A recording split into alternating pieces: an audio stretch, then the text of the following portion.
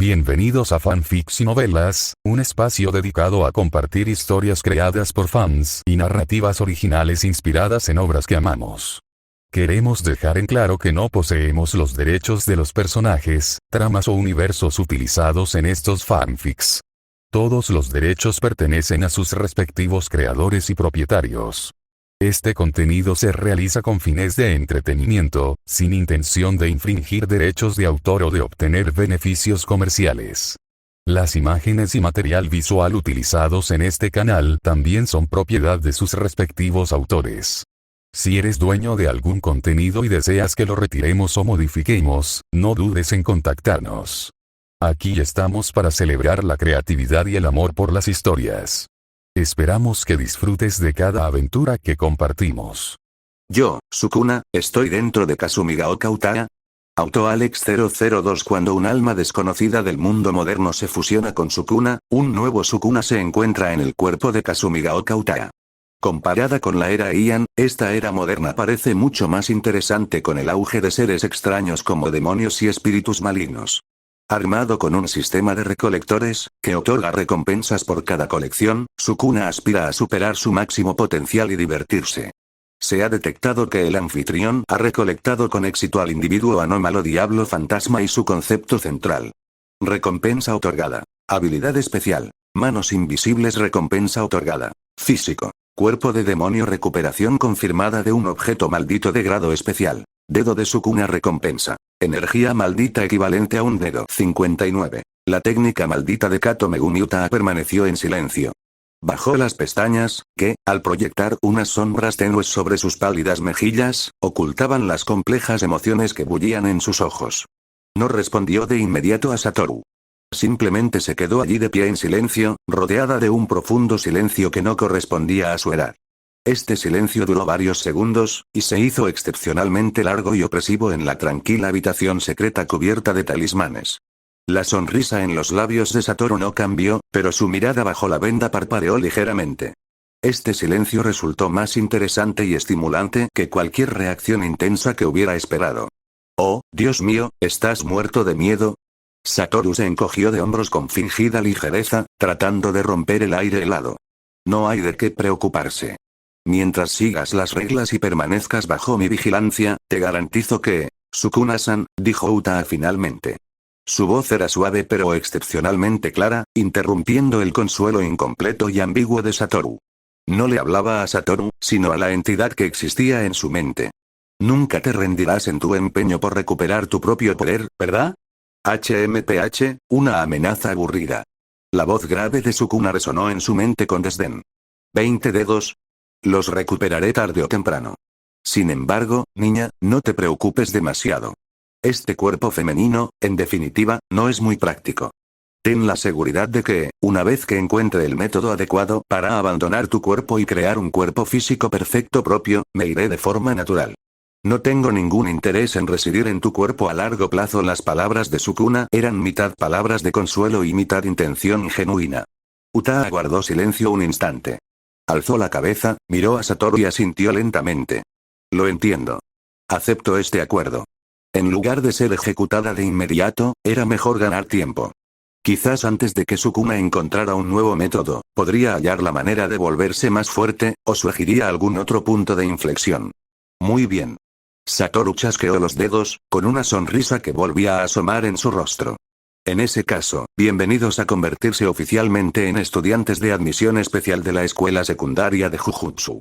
Prepárense, dentro de un rato los llevaré a usted y a sus amigos a conocer la escuela». Al día siguiente, Satoru iba sentado en el asiento del copiloto de un sedán negro que parecía discreto por fuera, pero que tenía un espacio interior sorprendentemente amplio. Condujo a Utaa, Eri y Megumi lejos de la bulliciosa zona urbana de Tokio y se dirigió hacia las montañas de las afueras.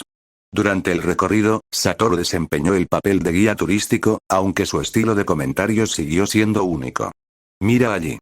Una vez que atravesemos este túnel, entraremos en el área de influencia del Instituto Jujutsu. Incluso si la gente común entra por error, pensará que es un bosque de montaña cualquiera y luego, por alguna razón, volverá a salir», dijo, señalando hacia adelante. Instituto Superior de Jujutsu de Tokio, nombre completo Colegio Técnico Metropolitano de Maldiciones de Tokio. Como su nombre indica, es un lugar para entrenar a hechiceros de Jujutsu. No se dejen engañar por su aspecto tradicional exterior, las instalaciones interiores son muy modernas. Claro que, a excepción de los campos de entrenamiento, que están construidos para ser lo más resistentes posible, el vehículo se adentró lentamente en un complejo arquitectónico tradicional rodeado de frondosos árboles. Con sus aleros curvados hacia arriba, sus ménsulas y sus senderos de piedra azul, el aire estaba impregnado de una atmósfera apacible y ancestral. Eriri miró con curiosidad por la ventanilla del coche, incapaz de ocultar su emoción. Se inclinó hacia el oído de Utaa y le preguntó con lo que creyó que era una voz muy baja. «Oye, gorda, ¿qué pasó exactamente ayer? Fui a buscarte y no estabas, y no respondiste a mis mensajes. Mi madre dijo que tal vez Gojo-sensei te llevó contigo». Utaa suspiró con impotencia, sintiéndose indefensa ante aquella rubia despistada y marginada. «No es nada grave. Solo me informaron de que si la situación se descontrola, podrían deshacerse de mí». «¿Qué? Te van a matar». Eriri estaba tan sorprendida que casi saltó, y su voz se elevó repentinamente. «¿Entonces qué hacemos? ¿Qué tal si le pido a mi familia que organice tu vida secreta al extranjero?» Sawamura, Utaa se llevó la mano a la frente. «¿Puedes decirlo más alto? ¿Crees que Gojo-sensei no te va a oír?» Satoru, que conducía adelante, soltó una risita significativa, pero no miró hacia atrás. Solo entonces Eriri se dio cuenta de la estupidez que había cometido. Se sonrojó al instante y se encogió en su asiento. En ese preciso instante, Megumi, que había estado sentada tranquilamente a un lado, pareció experimentar un cambio indescriptible. Sukuna, que había estado percibiendo el mundo exterior a través de Utaa, de repente dejó escapar un sorprendido en la mente de Utaa. «Niña, fíjate en esa chica del corte bob». La voz de Sukuna denotaba cierto interés. Parece haber despertado una técnica maldita. Casi al mismo tiempo, Satoru también miró a Megumi por el espejo retrovisor, con una ceja ligeramente arqueada bajo sus gafas de sol. «Oh. Kato-san, ¿cuándo?» La propia Megumi parecía algo confundida. Bajó la mirada hacia sus manos y dijo en voz baja. «Yo tampoco lo sé. Fue ayer cuando de repente sentí, como si pudiera controlar algo un poco». ¿En serio? «Kato, despertaste una técnica maldita». Eriri se sorprendió de nuevo, su atención se desvió al instante. «¿Qué es? ¿Es potente? Rápido, enséñanoslo». Utaa también miró a Megumi con sorpresa. Recordando la advertencia anterior de Sukuna, preguntó mentalmente. «Sukuna-san, ¿puedes decirme qué tipo de técnica maldita es?» «Muy peculiar, es una habilidad de ocultación o manipulación de la presencia». Sukuna evaluó. Si no hubiera estado prestando atención a mi entorno, incluso podría haber ignorado inconscientemente su existencia. Su energía maldita se ha vuelto extremadamente tenue, casi fusionándose con el ambiente. No se trata de simple invisibilidad, sino más bien de una especie de desenfoque a nivel cognitivo. Satoru aparcó el coche en un espacio vacío, se giró y miró a Megumi con gran interés. «Kato-san, ¿puedes probar a usar tu habilidad con nosotros? No te preocupes, solo déjanos sentirla». Megumi asintió y cerró los ojos, aparentemente concentrándose. Unos segundos después, una extraña sensación envolvió el coche. Eriri parpadeó y miró confundida el asiento donde había estado sentada Megumi. «¿Eh? ¿Dónde está Kato? ¿Cuándo salió del coche?» Utaa también sintió un momento de aturdimiento. Su mirada no se había apartado de Megumi, pero de repente se dio cuenta de que el asiento estaba vacío. «No es invisibilidad», murmuró Sukuna. «Está sentada justo ahí, pero el cerebro la ignora automáticamente». Satoru se subió las gafas de sol, mientras sus 6 ojos trabajaban a gran velocidad para analizar el flujo de información. Una técnica de interferencia cognitiva de alta prioridad. No ha desaparecido físicamente. Más bien, hace que su presencia disminuya drásticamente en la conciencia de los demás, incluso hasta el punto de ser filtrada subconscientemente. Si no fuera por mis 6 ojos, que reciben información mucho más allá de los límites de procesamiento de una persona normal y son capaces de detectar esta brecha de información, probablemente incluso yo habría caído en la trampa. Una habilidad muy práctica, especialmente para la recopilación de inteligencia y el sigilo. 60. La respuesta de Megumi y Eriri. Megumi desactivó su técnica, y esa extraña sensación de ser ignorada desapareció al instante. Parecía algo cansada, pero en sus ojos se vislumbraba una pizca de novedad. «Parece que, así son las cosas. Puedo hacer que la gente a mi alrededor no me note con mucha facilidad». Solo entonces Eriri reaccionó, llevándose la mano al pecho con un miedo persistente. Me has asustado muchísimo. Pensé que habías desaparecido de repente. Esta técnica es demasiado poderosa. Utaa miró a Megumi con sentimientos encontrados. Megumi, esta chica que solía ser la más discreta y fácil de ignorar, había despertado una técnica innata tan especial que ni ella ni Eriri poseían todavía. Satoru observó a las tres chicas con sus diversas expresiones, mientras una leve sonrisa se dibujaba en la comisura de sus labios. Aún estaba por verse si traerlos a este mundo peligroso sería una bendición o una maldición. Pero sin duda, su tranquila vida escolar estaba a punto de desmoronarse. Y el futuro del mundo del Jujutsu, con la incorporación de estos factores inesperados, se había vuelto aún más impredecible. Muy bien, chicas, bienvenidas al Instituto Jujutsu. Satoru abrió la puerta del coche, dejando que la luz del sol iluminara su cabello blanco. En los días venideros, por favor, cuídame. Espero que puedas vivir hasta el día de tu graduación. El interior del Instituto Jujutsu era aún más antiguo y solemne de lo que uno se imaginaba. Tras atravesar varias barreras y largos pasillos, Satoru los condujo hasta una pesada puerta de madera. Llamó 2 veces con indiferencia y la abrió. La habitación estaba impregnada de un ligero aroma a virutas de madera y fibras de algodón y lino, que desentonaba con la solemnidad del resto del edificio. Un hombre corpulento, con gafas de sol y una expresión tan seria que podría calmar a un niño que lloraba, estaba sentado sobre un cojín. En sus enormes manos sostenía una aguja diminuta mientras se concentraba en coser un peluche de foca blanca, suave y adorable. Esta escena tan contrastante dejó a las 3 chicas atónitas por un momento. ¡Oh, cielos! El director está creando otro hijo. Lo saludó Satoru con una sonrisa, con un tono familiar. Utaa murmuró inconscientemente una crítica. ¡Qué sorpresa tan inesperada! Un hombre que parece tan fiero en realidad está haciendo peluches tan adorables.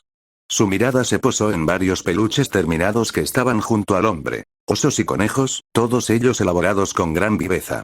Megumi observó en silencio, deteniendo su mirada por un instante en el peluche de foca casi terminado antes de decir con naturalidad. Los peluches son muy lindos. Me pregunto si están a la venta. Eriri ladeó la cabeza, gesticulando inconscientemente con los dedos. ¿Es una foca? Es tan redonda, siento que abrazarla fuerte o tocarla sería una excelente manera de aliviar el estrés. Parecía que ya estaba pensando en cómo representar esa textura en sus dibujos. El hombre que estaba detrás del banco de trabajo, Yaga Masamichi, dejó su labor de costura y levantó la vista. Su mirada, tras las gafas de sol, recorrió a los 3 antes de posarse finalmente en Satoru con un dejo de impotencia. «Satoru, ¿llegas tarde otra vez?» Su voz era grave y autoritaria, pero sin verdadera ira. «No pasa nada. De todas formas estabas haciendo peluches». Satoru le restó importancia con un gesto. «Estas 3 son las que les mencioné. Kasumigaoka Utaa, Sawamura Spencer Eriri y Kato Megumi.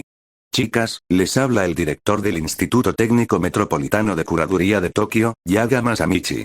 Los 3 abandonaron de inmediato su semblante informal, hicieron una reverencia al unísono y se presentaron cortésmente. Ante una figura de tan alto rango en el mundo del Jujutsu, todos mostraron cierta tensión y autocontrol. Yaga Masamichi asintió en respuesta. Su enorme figura se echó hacia atrás y cruzó las manos sobre la mesa. La aguja con la que acababa de coser estaba ahora sujeta al bolsillo de su chaqueta. No hace falta formalidad. Satoru ya me ha dado una visión general de tu situación. Su mirada recorrió a los 3 una vez más, deteniéndose en Utaa por un instante antes de hablar lentamente, formulando una pregunta clave. Entonces, después de haber vivido esos acontecimientos, ¿por qué sigues queriendo entrar en la preparatoria de Jujutsu? ¿Cuál es el motivo que te impulsa a aprender la habilidad de exorcizar maldiciones? La habitación quedó en silencio, solo se oía el leve sonido del viento fuera de la ventana. Megumi fue la primera en responder, con una voz tan firme como siempre, desprovista de emoción exagerada. Director Yaga, no tengo grandes ideales de convertirme en una hechicera de Jujutsu para salvar a otros o realizar misiones peligrosas. Mis pensamientos son simples. Solo quiero protegerme. Como ya he visto ese mundo y sé que existen peligros, aprender a protegerme es una decisión natural. No quiero tener un final trágico algún día por mi ignorancia e impotencia. Eriri la siguió de inmediato, con la voz más grave de lo habitual, teñida de un leve e imperceptible temblor y determinación. Mi buen amigo, murió a manos de una maldición. Murió, sin motivo aparente. Antes de eso, no tenía ni idea de que existieran tales cosas en este mundo. No puedo aceptar la posibilidad de morir de forma tan inexplicable. No quiero ser como antes, solo capaz de temer y huir pasivamente, sin siquiera saber por qué muero. Aprender Jujutsu al menos me permitirá ver de dónde viene el peligro y me dará la capacidad de resistir, en lugar de convertirme en la próxima víctima en medio de la confusión. Sus manos se apretaron formando pequeños puños, y sus dos coletas parecieron balancearse ligeramente debido a su agitación. Yaga Masamichi escuchaba en silencio. Sus gafas de sol le cubrían los ojos, pero se podía percibir que estaba meditando seriamente cada palabra. Él asintió, y su mirada finalmente se dirigió a Utaa, mientras su pregunta se volvía aún más incisiva. ¿Y tú? Él, anfitrión de Sukuna. Eligió un término algo frío.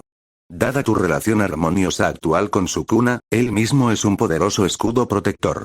Con él dentro de ti, la mayoría de los espíritus malditos probablemente no se atreverían a acercarse. ¿Por qué te arriesgarías a entrar en la academia de Jujutsu para estudiar? ¿Cuál es tu propósito? Esta pregunta fue directa al meollo del asunto y tocó la fibra más sensible de Utaa. Sintió que la conciencia de Sukuna también se despertaba con interés, deseando escuchar su respuesta. Utaa respiró hondo y alzó sus ojos color vino para encontrarse con la mirada opresiva de Yaga. Su tono ya no era perezoso ni mordaz como de costumbre, sino excepcionalmente claro y serio. Director Yaga, tiene usted razón. Sukuna-san sí puede brindar protección ahora. Pero esta protección es inestable y tiene un precio. Hizo una pausa como si estuviera ordenando sus palabras. Sukuna-san, algún día se irá, ya sea que encuentre un nuevo cuerpo o elija otro camino tras recuperar todas sus fuerzas. No puedo depender eternamente de un poder que no me pertenece. Su voz se elevó ligeramente, reflejando una sed de lo desconocido y un toque de obstinación. Más importante aún, este mundo es peligroso, lo he visto. Pero también he visto su verdadera cara. Un mundo extraño y misterioso oculto bajo la apariencia cotidiana. Me interesa este mundo real. Maldiciones, energía maldita, técnicas malditas, ya no son escenarios de una novela, sino una realidad que existe de verdad. Ya que he puesto un pie dentro, no quiero dar marcha atrás y fingir que no sé nada.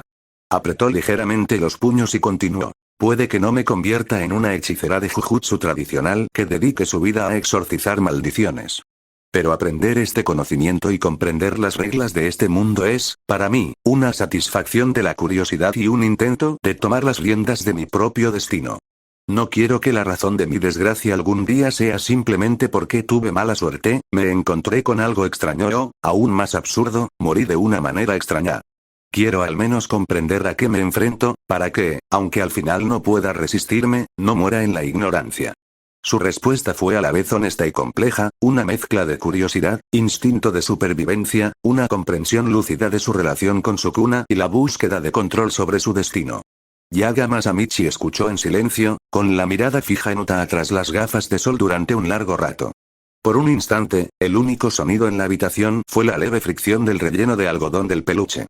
61. La prueba de Masamichi. Tras un largo rato, Masamichi finalmente habló, con voz aún grave, pero aparentemente con menos escrutinio inicial y más con una cualidad indefinible. Una respuesta interesante.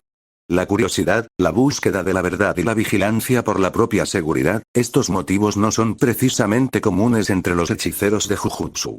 No ofreció una evaluación inmediata. Sin embargo, no es suficiente. La voz de Yaga resonó en la habitación llena de peluches, con una dureza curtida por el tiempo. La autopreservación, la venganza y la curiosidad de las que hablas, son solo motivos, los detonantes para adentrarse en este mundo. Pero un verdadero hechicero de Jujutsu necesita más que eso. Aún no tienes la determinación para arriesgar tu vida, luchar por sobrevivir en la desesperación y, aún así, elegir seguir adelante al enfrentarte a un espíritu maldito. Resolver. Repitió Erirjin conscientemente, la palabra sonando distante y pesada. Correcto. Masamichi se puso de pie lentamente, su corpulenta figura generando una sensación de presión aún mayor. Convertirse en un hechicero de Jujutsu significa adentrarse en un camino donde no existe la vida sin remordimientos. Verás una muerte más común y cruel. Gente corriente, incluso hechiceros de Jujutsu de bajo nivel, aniquilados silenciosamente como malas hierbas por maldiciones, muriendo sin valor alguno y sin que nadie lo sepa. Cuando conozcas esta realidad y descubras que posees el escaso poder para cambiarla, ¿qué surgirá en tu corazón? Su mirada penetrante recorrió a los tres. Haréis la vista gorda y seguiréis bailando solo por vosotros mismos. ¿O os atormentará la culpa y la impotencia de saber que podríais haber hecho algo? Pero si decides dar un paso al frente, debes asumir el riesgo de convertirte tú mismo en uno de esos cadáveres anónimos en cualquier momento. La bondad y el poder, en el camino de un hechicero de Jujutsu, suelen significar más dolor y pérdida. Lo que llamamos hechiceros de Jujutsu son, en la mayoría de los casos, un oficio donde ves cómo la gente buena sufre y muere constantemente. ¿Están preparados mentalmente para eso? ¿O solo pretenden aprender lo suficiente para protegerse y luego hacer oídos sordos a los gritos que se oyen fuera de los muros? Este interrogatorio, tan crudo y cruel, provocó que incluso el rostro sereno de Megumi mostrara una leve conmoción, y Eriri se mordió el labio con fuerza. Utaa sintió que se le secaba la garganta. La escena que Yaga describía no era ficción, sino la sangrienta realidad de este mundo oscuro. Pensó en el espíritu maldito que Sukuna había aplastado fácilmente antes. ¿Detrás de esos espíritus también habría almas desconocidas que habían sido asesinadas por ellos? Los tres eran buenas personas, por lo que era natural que se enfrentaran al dilema que describió Masamichi. En ese preciso instante, se produjo un cambio repentino. Junto a Masamichi, un peluche de piel verde estilo capa con un plato en la cabeza que había estado sentado tranquilamente, de repente mostró un extraño destello de luz roja en sus ojos de botón. Su cuerpo, relleno de tela suave y algodón, se movió sin previo aviso. Con una velocidad y ferocidad totalmente contrarias a su adorable apariencia, se abalanzó sobre la mesa como una bala de cañón, dirigiéndose directamente hacia Utaa, que estaba de pie al frente. Eriri dejó escapar un breve grito de sorpresa. Exclamación de apertura, exclamación de cierre. Las pupilas de Megumi se contrajeron ligeramente. Así que si se mueve en el pensamiento apenas tuvo tiempo de cruzar por la mente de Utaa cuando el peluche Kappa, que emanaba una ominosa oleada de energía maldita, ya estaba frente a ella. Su boca abierta dejaba ver unos dientes rellenos de algodón, apuntando a su rostro. Su instinto físico hacía que Utaa quisiera retroceder o bloquear, pero su velocidad de reacción era mucho más lenta que este repentino ataque del cadáver maldito. Sin embargo, en ese momento crítico, las manos de Utaa, como si tuvieran voluntad propia, se alzaron repentinamente con una velocidad y precisión que superaban con creces sus límites físicos habituales. Su mano izquierda sujetó con firmeza y precisión el cuerpo redondo del capa maldito cadáver justo cuando éste estaba a punto de golpearle la punta de la nariz.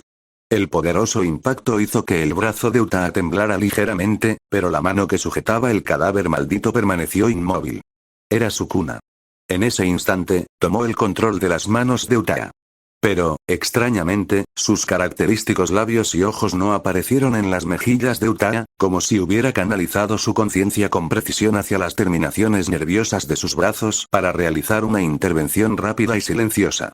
Entonces, se produjo una escena aún más impactante. La mano izquierda que sostenía el cadáver maldito de Kappa se movió hacia abajo, mientras que la mano derecha, como un jugador de baloncesto, se coordinó con el movimiento de la izquierda. Golpe. Arrojó al cadáver maldito de Kappa, que aún forcejeaba y trataba de morder, contra el suelo sólido. Ruido sordo.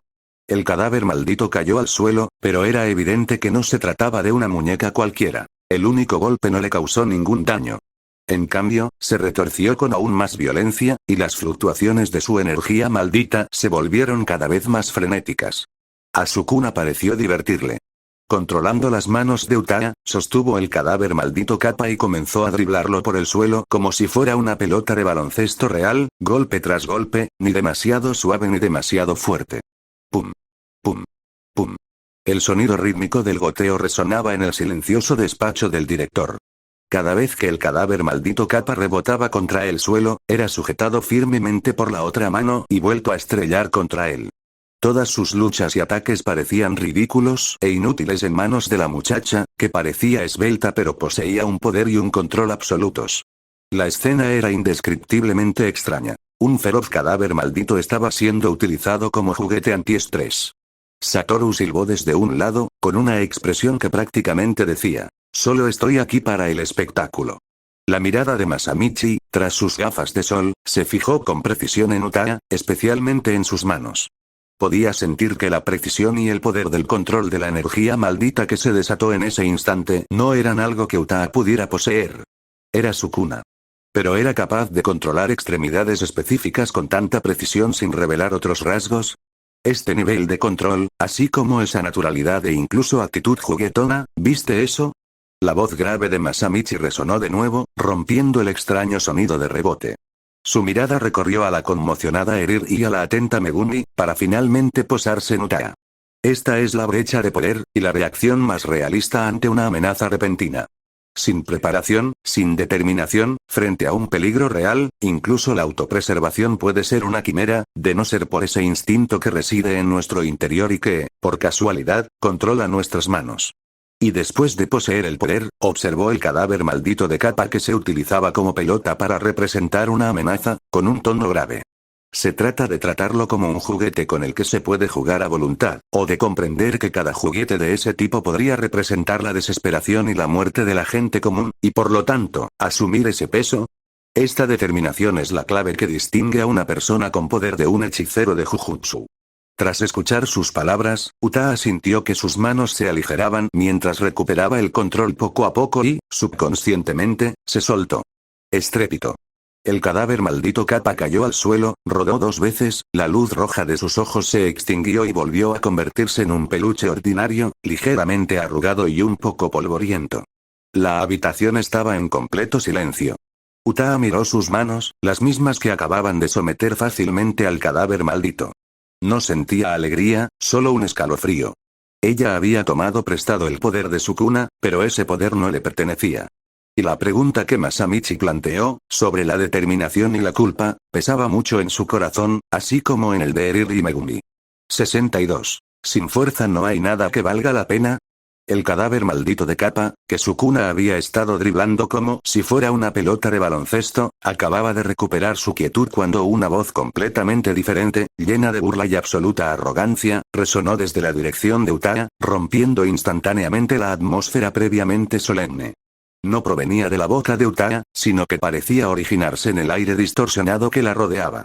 La voz grave y penetrante de Sukuna interrumpió bruscamente la conferencia de Yaga. ¿Resolución? ¡Qué palabra tan aburrida! En un instante, todas las miradas se posaron en Utaa. En su mejilla izquierda, esas 2 cicatrices se habían abierto silenciosamente, dejando al descubierto labios y dientes carmesí, formando una sonrisa maliciosa. 4 débiles fantasmas oculares carmesí emergieron sobre sus hombros, mirando fríamente a Masamichi. Viejo, tus clichés sobre no hay vida sin remordimientos y el sacrificio de la gente buena, al final, solo demuestran tu debilidad.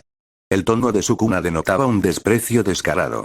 Las hormigas débiles, ante un torrente irresistible, necesitan tejer supuestas determinaciones y causas superiores para disimular su impotencia y buscar un poco de consuelo psicológico. Es ridículo y patético.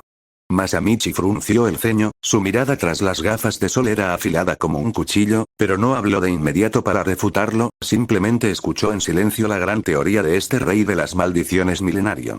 Erir y Megumi contuvieron la respiración, sintiendo una opresión más primigenia y pura, distinta de la majestuosidad del director. En este mundo, las reglas siempre las han escrito los fuertes. La voz de Sukuna seguía resonando, con una frialdad que pisoteaba toda moralidad. Ponte un sombrero tan grande como tu cabeza. Mientras seas lo suficientemente fuerte, ya sea para salvar gente, protegerte o incluso destruirlo todo, depende de ti. Haz lo que quieras, ¿quién puede detenerte? Él sonrió con desdén, recorriendo con la mirada a la pálida Erir y a la solemne Megumi. Y mientras eres débil, ¿de qué sirve darle vueltas a estas resoluciones etéreas todo el día? La resolución de un debilucho no vale nada frente al poder absoluto. Igual que ese cadáver maldito de hace un momento. ¿Acaso el hecho de que tuviera resolución o no influyó en que lo usara como pelota? No. Porque era demasiado débil. Las declaraciones de Sukuna fueron extremas y crueles, pero apuntaban directamente a una sangrienta realidad. En el mundo del Jujutsu, e incluso en el ámbito sobrenatural en general, el desequilibrio de poder suele ser decisivo. Él mismo era la encarnación y el practicante de esta ley. En el final original, porque Yujiro logró que Sukuna finalmente reconociera su ingenua bondad e incluso lo llevó a elegir otro camino. No fue porque su determinación fuera tan noble, ni porque sus grandilocuentes discursos fueran tan poderosos. Fue simplemente porque sus puños eran lo suficientemente duros. Su Black Flash hirió a Sukuna, sometiéndolo a golpes. Solo después de demostrar que poseía el poder suficiente para rivalizar o incluso superar a Sukuna, la filosofía de Yuji y sus decisiones obtuvieron la consideración necesaria para ser escuchadas y reconocidas. Pensándolo al revés, si los puños de Yuji no hubieran sido lo suficientemente duros y Sukuna lo hubiera matado fácilmente como a un insecto aplastado en la batalla final, ¿de verdad alguien cree que Sukuna se habría detenido a escuchar sus tonterías o que habría elegido algún otro camino absurdo? La respuesta era evidente. Dada la personalidad de Sukuna, que consiste en comer cuando quiere comer y matar cuando quiere matar y no importarle la vida ni la muerte de los espíritus malditos ni de los humanos, el final solo habría sido una masacre y destrucción unilateral. Las filosofías y resoluciones de los débiles no tienen cabida en un contexto de absoluta desigualdad de poder. Deja de cegarte con palabras vacías como determinación y causa mayor. ¿Quieres sobrevivir? ¿Quieres controlar tu propio destino? Entonces, hazte más fuerte. Hazte más fuerte a cualquier precio. Solo cuando tu poder sea suficiente para hacer temblar a tus enemigos y las reglas se reescriban a tu favor, estarás capacitado para pensar y practicar lo que se denomina lo correcto o lo que quieres hacer. De lo contrario, todo queda fuera de discusión. Tras decir esto, las marcas de Sukuna se desvanecieron lentamente y la boca en la mejilla de Uta se cerró en silencio. La sala quedó sumida en un silencio sepulcral, aún más opresivo que antes. Masamichi permaneció en silencio durante un largo rato, hasta que finalmente dejó escapar un profundo suspiro. No refutó a Sukuna porque, hasta cierto punto, Sukuna había señalado el lado más cruel y real de cómo funciona el mundo del Jujutsu e incluso el mundo mismo. Les dijo en voz baja a las tres chicas. Sus palabras, aunque extremas, la importancia del poder es indiscutible. Cómo usen ese poder depende de sus propios sentimientos. Recuerden, si un gran poder no va acompañado de la responsabilidad y la determinación correspondientes, tarde o temprano se volverá en su contra. Cómo transiten este camino es su decisión. Dirigiéndose a Satoru, le dijo: Satoru, encárgalos de que se encarguen de los trámites necesarios y organicen las residencias estudiantiles. Los detalles sobre los estudios se discutirán después de que presentes un informe detallado. Entendido, director, respondió Satoru, guiñándoles un ojo a las tres chicas, indicándoles que era hora de marcharse. Satoru caminaba delante con las manos en los bolsillos y a paso pausado, aparentemente completamente ajeno al intenso intercambio de palabras que acababa de tener lugar. De repente pareció recordar algo, giró la cabeza y le preguntó a Uta con gran interés. Hablando de eso, Sukuna, ¿qué opinas realmente de los espíritus malditos y hechiceros de Jujutsu actuales? Comparado con hace 1000 años, ¿ha habido algún progreso? ¿O es incluso más aburrido? Su tono era relajado, como si pidiera una reseña de una película recién estrenada. Tras un breve silencio, la voz de Sukuna, cargada de un disgusto descarado y un atisbo de apetito recién surgido, resonó aún a través de la mejilla de Uta. ¿Espíritus malditos? Antes, eran una monstruosidad, criaturas feas y malolientes que se limpiaban al pasar o se usaban para probar la sensación de una nueva técnica maldita. Ahora, hizo una pausa, como si recordara algo, y dijo: apenas merecen ser llamados un pequeño aperitivo. En cuanto a los hechiceros de Jujutsu, la mueca de desprecio de Sukuna se hizo más fuerte. Unos cuantos tontos aburridos y recalcitrantes. Era así hace 1000 años, y sigue siéndolo ahora. O están atados de pies y manos por supuestas causas y responsabilidades superiores, o se dejan llevar por el poder y se van a los extremos, o se esconden para estudiar cosas llamativas pero poco prácticas. De vez en cuando aparece alguien que sabe pelear, pero su cabeza está llena de pensamientos ingenuos y ridículos. Tedioso, demasiado tedioso. Su valoración de los hechiceros de Jujutsu en su conjunto fue terriblemente baja. Los no hechiceros están huyendo de la tierra, pero el mundo del Jujutsu no ha cambiado en absoluto en 1000 años. El hecho de que el más fuerte de hace 1000 años, Sukuna, y el más fuerte actual, Satoru, pudieran enfrentarse en una lucha constante era la tragedia del mundo del Jujutsu. Ni un solo avance. Al verlos, Sukuna incluso se preguntó si tenía algún sentido que el Sukuna de hace 1000 años se convirtiera en dedos y se quedara absorto en sus pensamientos durante un milenio. 40 capítulos avanzados sobre Patreon.com/Alex1063. La razón de Satoru para enseñar. Al escuchar la evaluación de Sukuna, Satoru no se enfadó, sino que estalló en carcajadas. Jajaja, como era de esperar del rey de las maldiciones, esa evaluación es realmente incisiva. Es bastante aburrida. Por eso, cambió de tema, su tono adquirió de repente una seriedad inusual, casi murmurante, pero esos ojos cubiertos por la venda parecían mirar hacia algún lugar lejano. Elegí ser maestro. Sukuna aparentemente no esperaba que el tema derivara hacia esto. Los pensamientos pedantes de esos viejos carcamales, el sistema rígido, la desesperación y el sacrificio que los hechiceros de Jujutsu tienen que afrontar, estoy cansado de verlo, estoy harto de ello. La voz de Satoru era suave, pero el peso de sus palabras era profundo. Depender solo de mí para golpear a la gente no cambiará la raíz del problema. Así que pensé, ¿por qué no intentar formar un grupo de personas nuevas y diferentes? No atadas a las viejas reglas, más fuertes, más interesantes y, tal vez, puedo ver que el mundo del Jujutsu se vuelva un poco menos aburrido. De lo que hablaba era de la razón principal por la que eligió enseñar a pesar de ser el más fuerte. Cambiar el corrupto mundo del Jujutsu desde dentro, formando a una nueva generación. Sin embargo, estas palabras, que para muchos sonarían llenas de ideales y responsabilidad, provocaron una risa despiadada y absurdamente burlona por parte de Sukuna. PFFFT, jajajajaja. ¿A quién le interesa saber por qué eres profesor? Además, solo aceptas a unos pocos alumnos, ¿qué demonios puedes cambiar? Mocoso de 6 ojos, ¿te has lastimado el cerebro de tanto pelear? Controló el rostro de Utaa para que hiciera una expresión extremadamente exagerada, como si estuviera mirando a un idiota. Criando a unos pocos estudiantes poderosos, ¿el mundo del Jujutsu estará salvado? La burla de Sukuna fue como una daga fría. Si el mundo pudiera cambiarse tan fácilmente, lo habría convertido en un coto de caza reservado solo para los más fuertes hace 800 años. En lugar de pensar en estas tonterías inútiles, ¿por qué no pensar en cómo fortalecerte? Lo suficientemente fuerte como para que ninguna regla, ninguna tragedia y ningún tonto aburrido te afecten. Ese es el camino correcto. Los pasillos del Instituto Jujutsu parecían extenderse hasta el infinito. Finalmente, Satoru se detuvo frente a la puerta de un aula común y corriente y la abrió con una sonrisa. Oye. Te hice esperar, Megumi, Itadori. La escena dentro del aula se hizo visible. Junto a la ventana, Fushiguro Megumi permanecía de pie con los brazos cruzados, con una expresión tan tranquila como siempre bajo su cabello. Al ver a Satoru y a las 3 chicas detrás de él, solo asintió levemente. Lo que realmente llamó la atención de Utaa fue el chico de pelo rosa que estaba de pie junto al podio, mirando con curiosidad. Parecía tener su misma edad, era robusto y tenía una sonrisa radiante, aunque un tanto pícara. Vestido con un chándal, irradiaba alegría y vitalidad.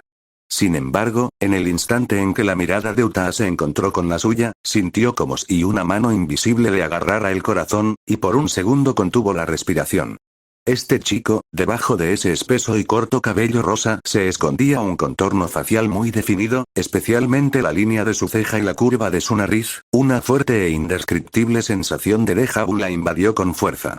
Este rostro, comparado con el de aquel hombre de 4 brazos y cabello rosa que había vislumbrado en el trono dentro de aquel sangriento y aterrador dominio, era una versión más pequeña y suave, desprovista de toda tiranía y maldad. Eran sorprendentemente parecidos. Esta persona, ¿por qué se parece un poco a ti? Utaa le preguntó a Sukuna en su mente casi subconscientemente, llena de profunda confusión y una sensación de absurdo. Sukuna era un ser ancestral de hace 1000 años. ¿Cómo podía compartir rostro con un estudiante de secundaria moderno? La conciencia de Sukuna pareció detenerse brevemente también. Entonces, una voz con un tono extraño, como si confirmara algo, resonó. Su tono era más sutil que nunca. Él. En tus términos, probablemente sea mi nieto o sobrino o algo así. ¿Qué? Exclamó Utaa para sí misma, casi perdiendo el control de su expresión. ¿Nieto? ¿Sobrino? Era demasiada información, impactó su visión del mundo incluso más que enterarse de la existencia de los espíritus malditos. ¿Sukuna tuvo descendientes? El linaje del rey de las maldiciones de hace 1000 años había continuado hasta la era moderna y había dado como resultado un chico tan normal y alegre. Oigan, chicos, no se queden paralizados en la puerta, entren, entren. Gritó Satoru, guiando al todavía atónito Utaa, junto con Eriri y Kato Megumi, que observaban con curiosidad el aula, hacia el interior. Ven, déjame presentártelo. Satoru dio una palmada y señaló al chico de pelo rosa. Este es Itadori Yuji, un estudiante de primer año y, actualmente, bueno, un sujeto de observación bastante especial. Luego señaló a Fushiguro Megumi. Esta es Fushiguro Megumi, también de primer año, muy responsable. Luego, se dirigió a Yuji Megumi. Estos tres son nuevos compañeros de clase. Kasumi Gaoka Utada, Sawamura Spencer Erir y Kato Megumi. Su situación es, un poco complicada, ya los conocerán más adelante. Especialmente Kasumi Gaoka, hay un anciano bastante increíble viviendo dentro de ella. Habló de un hecho aterrador en un tono desenfadado. Yuji inmediatamente esbozó una radiante sonrisa y asintió enérgicamente. Hola, soy Itadori Yuji. Encantado de conocerte. Su mirada recorrió a los tres, deteniéndose en Uta un instante más. Parecía sentir una extraña e indescriptible sensación de familiaridad, pero simplemente se rascó la cabeza y no le dio mayor importancia. Fushiguro Megumi también hizo una cortés reverencia. 64. Relación entre Sukuna y Yuji. Tras los sencillos saludos, Satoru retiró repentinamente la mayor parte de su sonrisa. Su mirada se dirigió hacia Utada, o mejor dicho, hacia la presencia que había en su interior, y su tono denotaba curiosidad. Bien, las presentaciones han terminado. Ahora, Sukuna, tengo una pregunta. Ya que Itadori también está aquí, quiero preguntarte. Hizo una pausa y dijo con claridad. Itadori no se ha tragado ninguno de tus dedos. Ni uno solo. Sin embargo, hay rastros de energía maldita que provienen de la misma fuente que la tuya en él, aunque son muy tenues. ¿Qué está pasando exactamente? Esta pregunta claramente había estado inquietando a Satoru desde hacía algún tiempo. Normalmente, uno solo se convertiría en un recipiente y quedaría contaminado por la energía maldita de Sukuna tras tragarse el dedo de Sukuna. Pero Yuji era una excepción. En la trama original, Yuji conoció a Satoru solo después de tragarse el dedo de Sukuna, por lo que Satoru no notó su anomalía. Sin embargo, en esta línea temporal, por alguna coincidencia, Yuji no se había tragado el dedo. De este modo, los diversos y desordenados rastros en su cuerpo quedaron al descubierto ante los 6 ojos de Satoru. En primer lugar, estaba la presencia de la energía maldita de Sukuna dentro de Yuji. Tal como Kenjaku lo había planeado durante 1000 años, Yuji era un recipiente perfecto preparado específicamente para Sukuna, compartiendo con él un parentesco a nivel de alma. Desde su infancia, Kenjaku le había implantado un dedo de Sukuna en el cuerpo, de alguna manera, como si hubiera sembrado una semilla en una placa de Petri, para que su cuerpo se adaptara a la energía maldita de Sukuna desde una edad temprana, facilitando así que Yuji pudiera controlar a Sukuna en el futuro. En segundo lugar, la materia prima de Yuji fueron las últimas 6 fases de las pinturas de la muerte del vientre maldito, lo que significa que tenía sangre de espíritu maldito en sus venas. Sin la energía maldita de Sukuna como tapadera, Satoru también lo descubrió. Las pinturas de la muerte eran 9 fetos malditos creados por Kenjaku, Kamo Noritoshi, mediante la combinación de humanos y espíritus malditos, que simbolizaban las 9 etapas de un cuerpo después de la muerte. Yuji fue el producto final de la serie de experimentos de Kenjaku, un producto acabado que integraba las características esenciales de las pinturas de la muerte. Frente a cualquier otro hechicero de Jujutsu, esta desnudez aún podría haber mantenido una apariencia de normalidad. Porque Yuji era una obra perfecta, meticulosamente elaborada por Kenjaku a lo largo de 1000 años. Su anormalidad estaba tan arraigada en los cimientos de su alma y su carne, su diseño era tan exquisito y su camuflaje tan natural, que hacía tiempo que había superado el rango de reconocimiento de la percepción convencional del Jujutsu. Como una falsificación pintada con trazos microscópicos invisibles al ojo humano, una observación ordinaria solo llevaría a la conclusión de que se trata de un chico normal con habilidades físicas excepcionalmente buenas, y, como mucho, a pensar que tenía un talento extraordinario para la energía maldita. Las verdades ocultas en las profundidades más recónditas, relacionadas con linajes, injertos de almas y experimentos prohibidos, estaban fuertemente encriptadas y camufladas, constituyendo un crimen perfecto al nivel del Jujutsu. Pero, por desgracia, quien estaba frente a él era Gojo Satoru. Desafortunadamente, los ojos que lo observaban eran los de los 6 ojos. Los 6 ojos, esos ojos celestiales aclamados como el milagro supremo del mundo del Jujutsu, poseían una perspicacia que, en esencia, era casi del nivel de la ley. Ante ellos, todo en el mundo fue desmantelado, analizado y reducido a los flujos más básicos de energía maldita, composiciones de técnicas malditas y unidades de información. Camuflaje. En la visión de los 6 ojos, todo camuflaje era como nieve bajo el sol, que se derretía instantáneamente para revelar la forma más primitiva y verdadera que se escondía debajo. Sukuna estaba perplejo. Si no hubiera contado con la protección argumental de conocer la historia, su yo original tal vez ni siquiera sabría tanto como Satoru podía ver ahora. Tras la incisiva pregunta de Satoru, se hizo un largo silencio en el aula. Utaa podía sentir claramente que la conciencia del rey de las maldiciones dentro de ella no estaba pensando en cómo responder, sino que estaba llena de un silencio casi perezoso, mezclado con burla e indiferencia. Después de un rato, la voz única y resonante de Sukuna resonó lentamente, atravesando la mejilla de Utaa, con un tono lleno de un descarado "no es asunto mío". ¿Me lo preguntas a mí? Se burló, como si hubiera escuchado un chiste absurdo.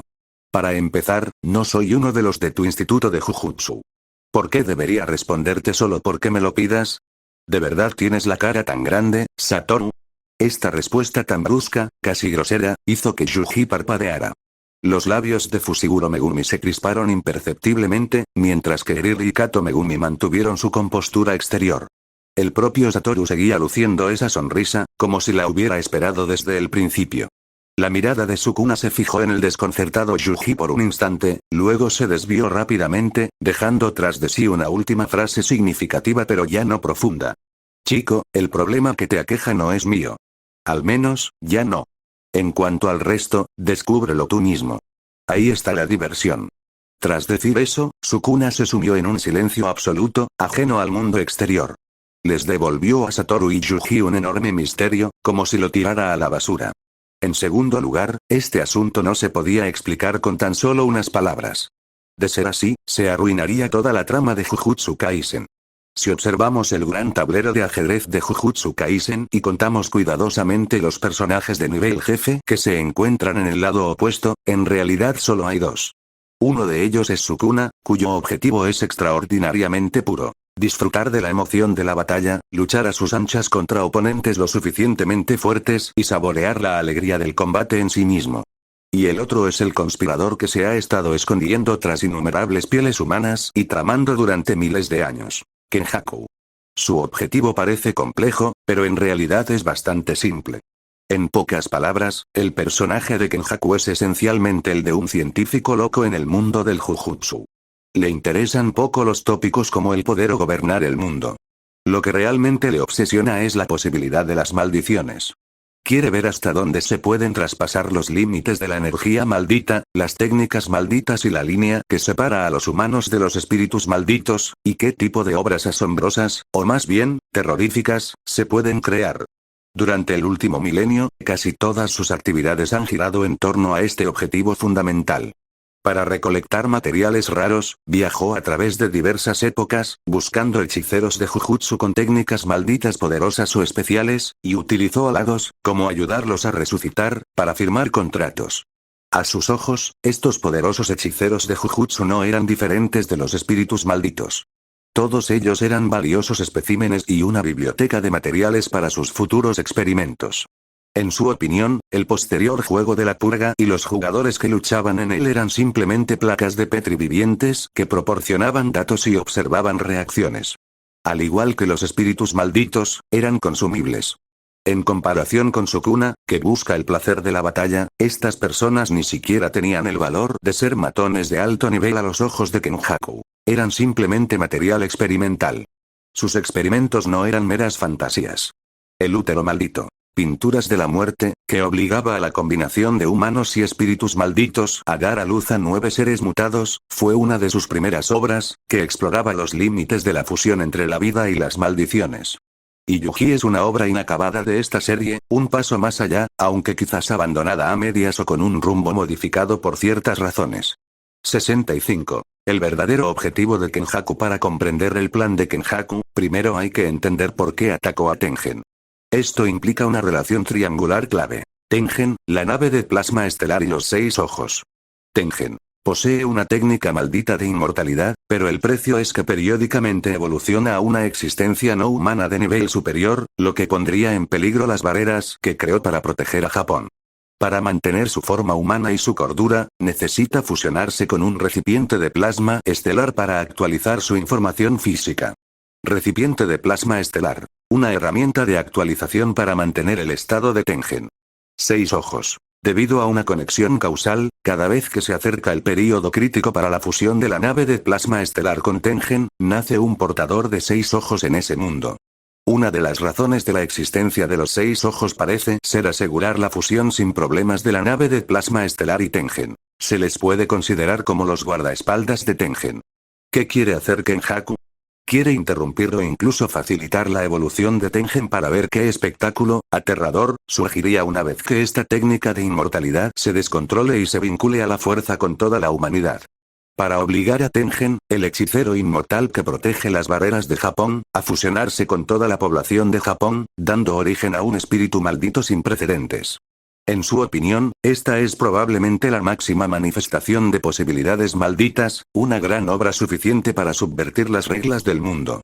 Pero aquí está el problema. Con un guardaespaldas como el portador de los 6 ojos cerca, le resulta muy difícil tener éxito. Históricamente, Kenjaku intentó detener la fusión del recipiente de plasma estelar al menos 2 veces, pero en ambas ocasiones fue derrotado por el portador de los 6 ojos de aquella época. Comprendió que, por sí solo, sería difícil romper el triángulo de hierro formado por 6 ojos más recipiente de plasma estelar más Tengen. Así pues, pensó en confiar en otros. Fijó su mirada en Sukuna, cuya fuerza era insondable. Su plan probablemente consistía en guiar o utilizar a Sukuna en su máximo esplendor para atravesar la protección del portador de los 6 ojos, interrumpir la fusión y obligar a Tengen a evolucionar en una dirección incontrolable. Sin embargo, el hombre propone y Dios dispone. Así nació Gojo Satoru. El portador de los 6 ojos de esta época era absurdamente fuerte. Tras evaluar la situación, Kenjaku llegó a una conclusión que le produjo un ligero dolor de muelas. Incluso si Sukuna resucitara por completo, no necesariamente podría vencer a Satoru. El plan A, que consistía en que Sukuna se abriera paso a la fuerza, vio aumentar considerablemente su riesgo. ¿Qué hacer? Kenjaku recordó sus trabajos anteriores y pensó en cómo aumentar la fuerza de Sukuna. Esto nos lleva a los verdaderos orígenes de Yuji. Antes del arco del inventario oculto, Kenjaku poseyó el cuerpo de Kaori y concibió un hijo con Jin, dando a luz a Yuji con el propósito de crear un cuerpo hecho a medida para Sukuna. Este cuerpo integró la tecnología del útero maldito, pinturas de la muerte, y su alma incluso tiene una conexión especial con Sukuna, lo que lo convierte en un recipiente perfecto que teóricamente podría maximizar el poder de Sukuna y tal vez incluso venir con algún tipo de seguro o mejoras. En pocas palabras, Yuji era una pieza de mejora o un chasis especializado preparado por Kenjaku para aumentar el poder de combate de Sukuna después de su resurrección, incrementando así las posibilidades de ganar contra Satoru. Sin embargo, el tablero de ajedrez del destino siempre está lleno de sorpresas. Justo cuando Kenjaku estaba ajustando su plan, preparándose para usar el Sukuna mejorado para enfrentarse a los más fuertes de la actualidad, apareció una variable completamente ajena a la causalidad. Fushiguro Toji, ese monstruo con una restricción celestial, un tipo que no tiene energía maldita y que, por lo tanto, podría ser pasado por alto por muchos designios del destino. Involucrado en el incidente de la nave de plasma estelar por dinero, en realidad mató a la nave de plasma estelar de aquel entonces, Amana y Riko, de una manera casi accidental. Este acto cambió por completo el rumbo del juego. El proceso de fusión de Tengen se vio interrumpido inesperadamente y entró en un estado de inestabilidad. El plan de Kenjaku para avanzar en Sukuna, que había planeado durante mucho tiempo y en el que había depositado grandes esperanzas, perdió gran parte de su valor incluso antes de comenzar porque el objetivo había cambiado. Pero, irónicamente, la suerte o la astucia de Kenjaku eran extraordinariamente buenas. Fue precisamente durante este incidente cuando descubrió a Geto Suguru, quien poseía la habilidad de manipulación de espíritus malditos. Esta técnica maldita tenía un límite superior terriblemente alto. Era prácticamente una herramienta perfecta, hecha a medida para su sueño supremo de fusionar humanos y espíritus malditos y explorar posibilidades malditas. Para un científico como Kenjaku, la tentación de un cuerpo con manipulación de espíritus malditos que pudiera controlar innumerables espíritus malditos probablemente fue revolucionaria. De este modo, probablemente surgió un punto de inflexión clave. Kenjaku abandonó temporalmente su plan original centrado en Yuji y Sukuna, y en su lugar comenzó a conspirar con todas sus fuerzas para hacerse con el cuerpo de Suguru. Yuji, el recipiente perfecto cuidadosamente preparado para Sukuna, junto con el propio Sukuna, fue apartado por Kenjaku. ¿Pero existe alguna relación directa con el actual Sukuna? Después de que Kenjaku ajustara su estrategia principal debido al accidente de Toji y al descubrimiento de su gurú, la prioridad del cuerpo de Yuji, el cuerpo preparado para Sukuna, probablemente disminuyó significativamente en la mente de Kenjaku. Tras la resurrección de Sukuna en el cuerpo de Utaa, Kenjaku no fue inmediatamente a obtener este cuerpo consagrado. Por lo tanto, si bien existen profundas conexiones de diseño y vínculos de sangre entre Yuji y Sukuna, su relación no es muy estrecha en la línea temporal actual. Como mucho, Yuji y Sukuna solo tienen un pariente más. 66. La batalla de los espíritus malignos para Miko, estos días de paz habían sido tan hermosos como un sueño. El aura que dejó Sukuna actuó como una barrera invisible, dispersando a los espíritus de bajo nivel que normalmente la atormentaban, lo que le permitió disfrutar de unos pocos días de una vida escolar casi normal. Miko. Vamos juntas a esa nueva crepería después de clase. Quien se acercó fue su mejor amiga, Morikawa Ana. Era voluptuosa, increíblemente testaruda y, por lo general, bastante despistada. Sus payasadas solían provocar que Miko le diera una paliza a sus pechos. Cuando Miko se dio la vuelta y vio a Ana, la sonrisa se congeló en su rostro y su sangre pareció convertirse en hielo en un instante. ¿Cómo puede ser esto?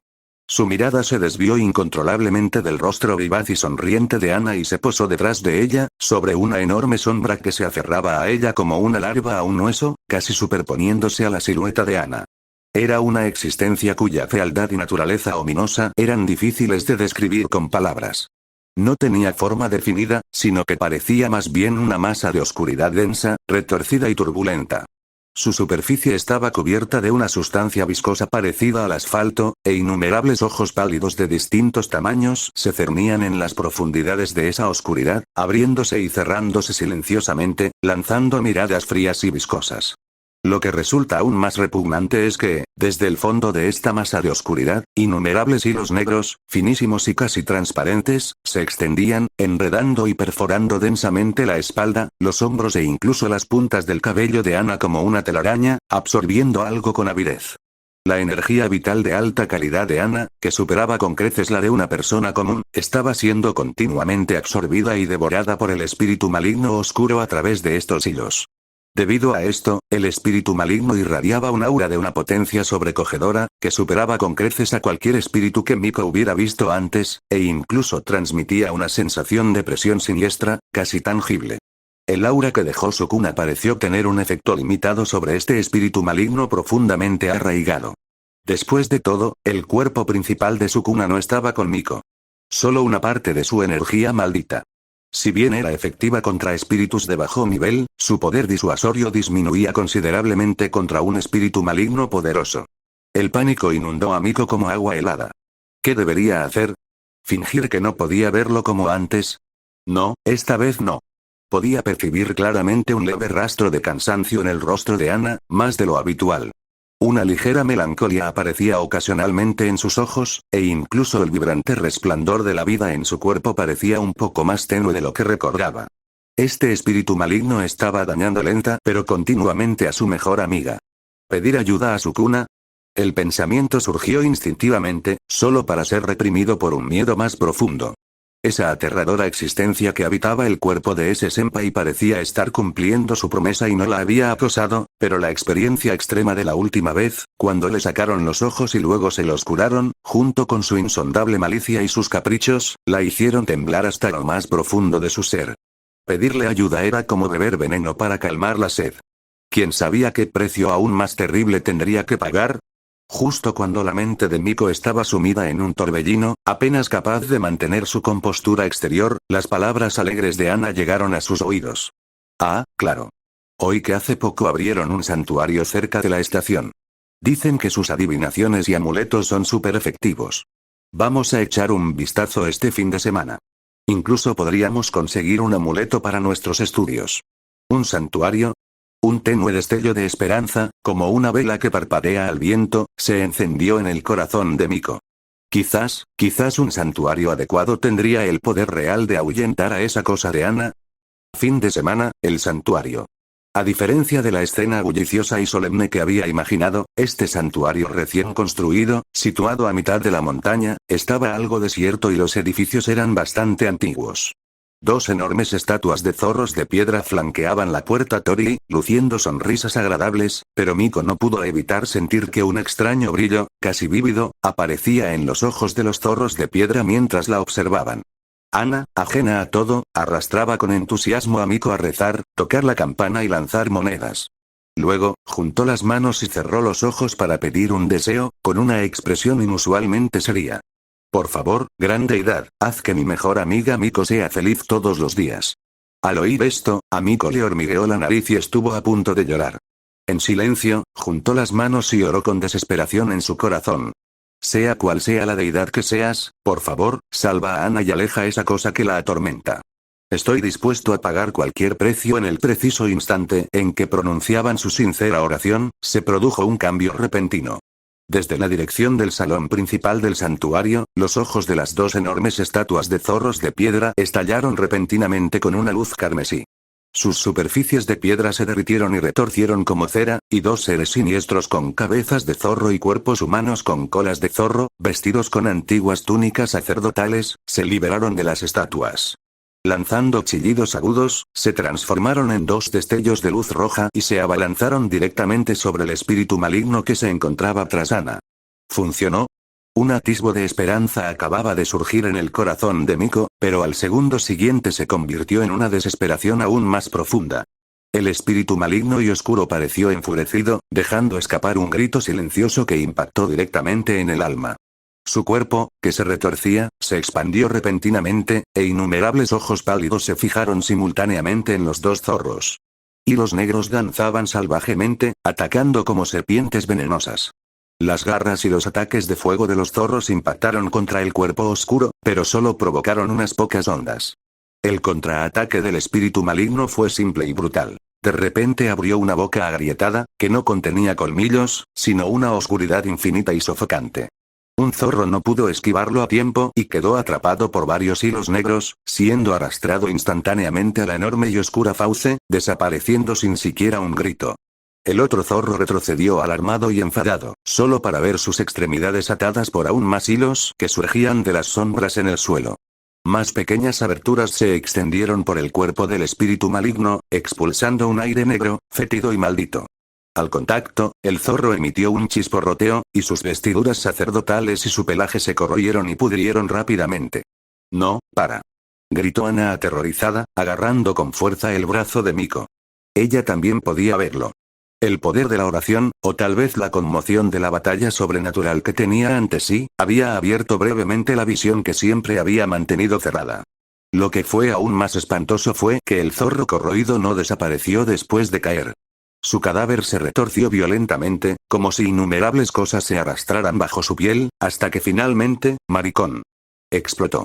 Lo que brotó del interior fueron en realidad gusanos blancos, densos y que se retorcían constantemente. Estas larvas convergieron rápidamente, transformándose en un zorro aún más grande, con la piel arrancada, la carne expuesta y goteando guava, irradiando un aura demoníaca y un resentimiento abrumadores. Su cabeza, con solo las cuencas vacías de los ojos, se volvió hacia el espíritu maligno y lanzó un rugido mezclado con dolor y violencia. La deidad del santuario era en realidad un espíritu maligno en su esencia. Y el espíritu maligno que habitaba en Ana era tan poderoso que podía matar fácilmente a dicha entidad e incluso catalizar su mutación. Las dos aterradoras entidades, el espíritu maligno de la oscuridad y el zorro gigante sin pelo, se enfrentaron entre sí. Una presión aterradora y un aura maldita se extendieron, envolviendo por completo a Miko y Ana. No podían ni dar un paso, con la sombra de la muerte acechando muy cerca. 67. Un contrato doble. Justo cuando Miko estaba completamente abatida, creyendo que ella y su amiga estaban condenadas a morir allí, el tenue aura perteneciente a Sukuna, que había estado flotando silenciosamente a su alrededor, pareció activarse por el intenso choque de poder maligno que tenía delante, fluctuando abruptamente. En el otro extremo de la ciudad, Sukuna, que estaba supervisando el dibujo de Eriri, vio de repente cómo sus 4 ojos carmesí se iluminaban. «Oh, ¿no es esa la niña de la última vez? ¿Y la mujer que está a su lado? No está mal, su piel tiene un aspecto delicioso y rebosa energía. Interesante». Los labios de Sukuna se curvaron en una sonrisa. Necesitaba más colecciones de alta calidad y sustento, y esta parecía una buena oportunidad. Aquella niña de ojos especiales tenía un alma de gran valor. Esa niña rebosante de vitalidad era un material aún más raro y de gran calidad. En cuanto a esos dos espíritus malignos de bajo nivel que se enfrentan, bien podría matarlos en el camino y obtener un poco de energía maldita. Su conciencia recorrió el espacio al instante, resonando en la mente de la casi destrozada Miko. Profunda, imponente y llena de un atractivo irresistible. Niña, parece que necesitas ayuda. Comparado con esos dos pedazos de basura que están a punto de destrozarte, ¿no parezco mucho más confiable? Miko se estremeció violentamente. En ese momento, la voz de Sukuna sonaba como un salvavidas, aunque ella sabía que ese salvavidas podría conducirla a un infierno aún más profundo. Las mismas condiciones de siempre. Firma el contrato, paga el precio y obtendrás el poder para resolver el problema con tus propias manos. En cuanto al precio, ya que das tanta lástima esta vez, seré generoso. Me quedaré con tu cuerpo. Claro que no te quitaré la vida. Al fin y al cabo, un muerto no vale nada. ¿Qué te parece? El rostro de Miko palideció mortalmente y sus labios temblaron. Pero al ver a Ana, temblando de miedo pero aún aferrándose a ella con fuerza, y a los dos seres aterradores que se acercaban paso a paso, cerró los ojos. Miko. ¡No! Ana no pudo oír las palabras de Sukuna, pero vio la expresión resuelta en el rostro de Miko. Un presentimiento ominoso se apoderó de su corazón. No conocía los detalles, pero sabía que Miko estaba a punto de hacerle algo terrible. Estoy de acuerdo. Miko abrió los ojos de repente, con lágrimas en los ojos, pero un destello de desesperada determinación brilló en su interior. Firmaré el contrato. Siempre y cuando pueda salvar a Ana y solucionar estos problemas, el precio, lo pagaré yo. Bien. La voz de Sukuna denotaba satisfacción. Espera. Gritó Ana de repente. Aunque no comprendía la situación, una poderosa intuición y su profunda amistad con Miko, que unía sus corazones, la impulsaron a exclamar. Miko. Sea lo que sea, lo afrontaremos juntas. Si hay un precio que pagar, yo también lo pagaré. No te dejaré que lo soportes sola. Sujetó con fuerza la mano helada de Miko, con una firmeza y valentía sin precedentes en la mirada. Su energía vital incluso aumentó ligeramente ante tal determinación. Interrogación de cierre. Sukuna pareció desconcertada por un instante, y luego dejó escapar una risita baja y más complácida. Jaja, interesante. De acuerdo, lo permito. Morikawa Ana, tú pagarás la mitad del precio del contrato. Cuando sea necesario en el futuro, tu energía vital y tu cuerpo también deberán prestar ayuda. Un contrato conjunto, un precio compartido. Fírmalo. 2 runas de contrato invisibles, de color rojo oscuro, compuestas de la más pura energía maldita y sus reglas, se materializaron de la nada y se hundieron respectivamente en las frentes de Miko y Ana. Ambas sintieron un temblor simultáneo en sus almas. Se había establecido un vínculo y una conexión profundos. Una fría notificación recorrió la conciencia de Sukuna, pero él estaba más interesado en la cosecha que estaba por venir. Confirmación. Se ha obtenido con éxito el recipiente de alma especial Yotsuya Miko. Recompensa otorgada. Fuerza del alma moderadamente mejorada, energía maldita total aumentada, habilidades de percepción e interferencia hacia entidades espirituales fortalecidas. Confirmación. Se ha recolectado con éxito el recipiente de energía vital de alta dimensión Yurikawa Ana. Recompensa otorgada. Habilidad especial derivada adquirida. Creación de carne. Capaz de construir, reparar y optimizar de forma limitada los tejidos de la carne. En el instante en que se firmó el contrato, una poderosa energía fluyó violentamente hacia el cuerpo de Miko a través del vínculo invisible. Pero ella no pudo controlar este poder descontrolado. Su conciencia fue relegada, suave pero firmemente, a un segundo plano. La voluntad de Sukuna descendió formalmente, tomando el control del cuerpo de Miko. Bajo la mirada horrorizada y desesperada de Ana, su mejor amiga, esa sacerdotisa siempre amable y algo tímida, de ojos claros, sufrió una transformación aterradora. El primer cambio se produjo en sus ojos. Esos ojos marrones, parecidos a los de un ciervo, llenos de pánico, dulzura y resistencia, vieron cómo sus pupilas se contraían repentinamente, para luego estirarse y alterarse a la fuerza. 4 estelas de luz abrasadoras, carmesí y espeluznantes, que parecían fisuras fundidas o las pupilas verticales de una bestia, reemplazaron las pupilas redondeadas originales, ardiendo en el blanco de sus ojos. No se trataba de una simple superposición, sino más bien de una luz heterogénea que brotaba del interior de sus globos oculares. Fría, tiránica, llena de una mirada condescendiente y un deseo de destrucción, que creaba un contraste escalofriante con los suaves rasgos faciales de Miko. Debajo de las cuencas de sus ojos aparecieron dos cortes, como si hubieran sido cortados con la hoja más afilada. En lo profundo de la grieta no había carne ni sangre, sino un resplandor rojo oscuro.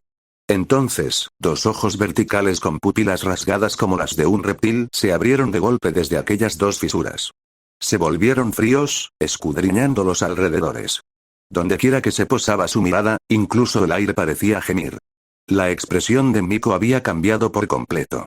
Su habitual gesto nervioso de fruncir los labios, el leve ceño fruncido por el miedo, todo había desaparecido. Las comisuras de sus labios se curvaron lentamente hacia arriba en una sonrisa fría y siniestra, formando un arco de cruel deleite y absoluta arrogancia de la que la propia Miko jamás sería capaz. Una energía maldita, espesa, viscosa y de color rojo oscuro, brotaba como llamas tangibles de cada poro de su cuerpo.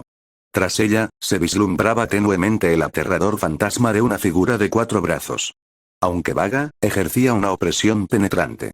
Sukuna giró el cuello, emitiendo un leve crujido, como si se adaptara a este recipiente temporal, relativamente frágil pero singularmente perceptivo. Levantó ambas manos, con las palmas enfrentadas. Vamos a usaros a todos para probar la sensación de este nuevo juguete y los límites de la capacidad de este cuerpo. Expansión de dominio. Santuario malévolo. La proclamación baja y autoritaria de Sukuna resonó. Todo el paisaje del santuario y el bosque circundante, centrado en la tierra quemada donde se encontraba Miko, comenzó a distorsionarse violentamente, a ondularse y luego a ser completamente sobrescrito y reemplazado, como el reflejo de la superficie del agua perturbado por una piedra arrojada. Una frontera intangible se expandió instantáneamente, engullendo todo lo que se encontraba en un radio de varios cientos de metros. Una cantidad aterradora de energía maldita, como un tsunami tangible, surgió violentamente de Sukuna como núcleo, llenando cada centímetro del espacio del dominio. Esto no era simplemente inmenso en cantidad, sino una avalancha cualitativa absoluta, que conllevaba la brutalidad acumulada durante milenios de matanza y la interpretación definitiva del concepto de degollar. Ana, de pie en el borde del dominio aunque no era el objetivo principal, sentía como si su alma fuera oprimida por innumerables cuchillas frías. Cada latido de su corazón era pesado, respirar se dificultaba y su cuerpo y mente temblaban incontrolablemente. El miedo más primigenio que se experimenta cuando una forma de vida es menospreciada por una existencia absolutamente superior. Incluso los demás espíritus malignos e impurezas de bajo nivel, atraídos por el mal y la energía que brotaban aquí, se inquietaron en el momento en que se desplegó el santuario malévolo, se congelaron, deteniéndose abruptamente fuera del límite del dominio, gimiendo de miedo y sin atreverse a cruzar la línea. El aura aterradora que emanaba del propio dominio era una fuerza absolutamente aniquiladora contra toda existencia inferior. 40 capítulos avanzados sobre Patreon con /Alex1068. Sorprendente poder de recuperación de pie en el centro mismo del dominio, frente al fantasma del santuario, que simboliza el dominio absoluto. Sukuna, pilotando el cuerpo de Miko, levantó lentamente su mano derecha. Sus movimientos eran desenfadados, pero a la vez transmitían la indiferencia y la precisión de una deidad que empuña un cetro. Sin necesidad de un movimiento complejo, con un simple pensamiento, las reglas obedecieron su voluntad. Adherirse. Al instante siguiente, auge. Las palabras no pueden describir ese rugido silencioso. No era sonido, sino el lamento del espacio mismo, mientras la regla de la fractura se aplicaba miles de millones de veces simultáneamente. Centrados en la posición de Sukuna, innumerables ataques cortantes intangibles, sin forma, pero absolutamente existentes, estallaron instantáneamente, explotando en todas las direcciones y ángulos del dominio sin un solo punto ciego. No fue un estallido caótico de violencia. Cada tajo fue preciso, eficiente, imbuido de la característica de corte absoluto de la espada hendida, sin importar la durabilidad. No eran simples líneas rectas, sino que estaban entrelazadas y superpuestas, formando los innumerables pétalos afilados como navajas de este loto de la muerte. Estos exquisitos pétalos, compuestos de líneas puras y afiladas, superpuestos unos sobre otros, se extendieron instantáneamente en todas direcciones, llenando cada centímetro del espacio del dominio. Donde pasó el loto, auge. Varias colinas sucias de decenas de metros de altura dentro del dominio, formadas por energía maldita residual y rocas de montaña de la batalla anterior, fueron barridas por los pétalos intangibles en el primer instante. No hubo resistencia, ningún proceso de desintegración. Fueron como mantequilla al contacto con un cuchillo caliente, o como tofu triturado. Se deshicieron al instante. No se hizo añicos en rocas, sino que la regla de corte lo descompuso hasta convertirlo en el polvo más fino, impregnado de energía maldita residual. Este micropolvo de energía maldita de color gris negruzco, antes de que pudiera dispersarse, fue arrastrado e impulsado por las subsiguientes y más densas olas de pétalos cortantes, que se precipitaron como una tormenta de arena gris hacia el área dentro del dominio donde las impurezas restantes estaban más concentradas, donde se encontraban el espíritu oscuro maligno y el zorro gigante sin pelo. Rugido. El zorro gigante, de 12 metros de altura, mutado a partir del cadáver de un zorro y larvas de resentimiento, fue quien recibió el golpe final. Dejó escapar un aullido de dolor y rabia extremos. El fuego verde surgió frenéticamente en un intento de resistencia, y su envoltura carnosa se expandió violentamente. Pero ante el loto cortante que representaba la hendidura absoluta, todas esas defensas eran inútiles. Su enorme cuerpo fue sometido simultáneamente a la muerte mediante 1000 cortes. La carne resistente fue cortada pedazo a pedazo. Los huesos expuestos fueron extraídos y seccionados con precisión.